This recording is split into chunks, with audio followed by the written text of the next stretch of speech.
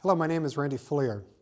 This last week I received the question of whether it was okay to worship in the common titles of Lord and God, where this person explained that while the group they were attending honored the Sabbath, they did not honor the names of Yahweh and Yahshua. You know, I know that there are many believers out there looking for a Sabbath fellowship. I also realize that being alone is not easy. So the question is, can we as believers overlook or compromise the names of Yahweh and Yahshua for Sabbath fellowship? The greatest obligation we have as believers is to worship our Father in heaven as He specifies in His Word, where this includes honoring His name, Yahweh, and the name of His Son, Yahshua. You know, when we replace their names with common titles, we dishonor them both. Consider this. The third commandment states that we're not to take Yahweh's name in vain. Or as we point out in the Restoration Study Bible, the word vain is from the Hebrew shah. It refers to worthlessness or nothingness. You know, this is precisely what we do when we ignore or replace Yahweh's name with titles. In Isaiah 52, verse 6, our Father in heaven confirms that His people will know His name. Also from Acts 2, verse 21 and Romans 10, verse 13, we find that those who call upon Yahweh's name will be saved. And finally, from Revelation 14, verse 1 and 22, verse 4, we know that Yahweh's name will be the seal that identifies the saints in the Great Tribulation and in the coming kingdom.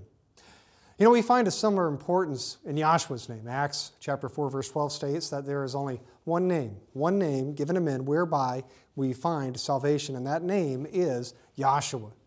We also know that this is the name that the apostles used for baptisms.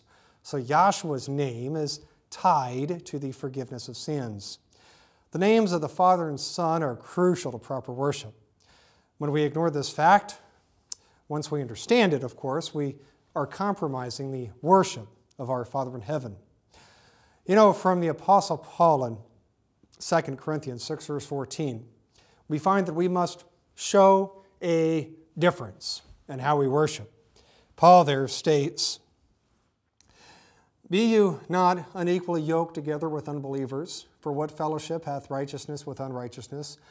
And what communion hath light with darkness? And what concord hath Messiah with Belial? Or what part hath he that believes with an infidel? And what agreement hath the temple of Elohim with idols?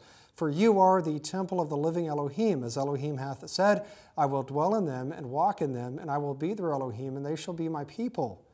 Wherefore come out from among them, and be you separate, says Yahweh, and touch not the unclean thing, and I will receive you, and will be a father unto you, and you shall be my sons and daughters, says Yahweh Almighty."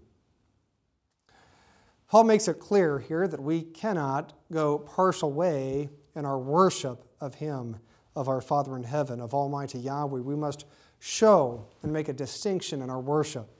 The names of Yahweh and Yahshua are again key to proper worship.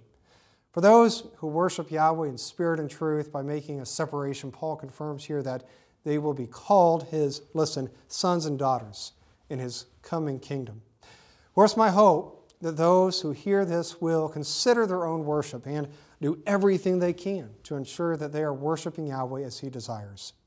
I pray that this word has been a blessing to you, and as always, we would encourage you to prove all things and hold fast to that which is good. Until then, may Yahweh bless. Bye-bye.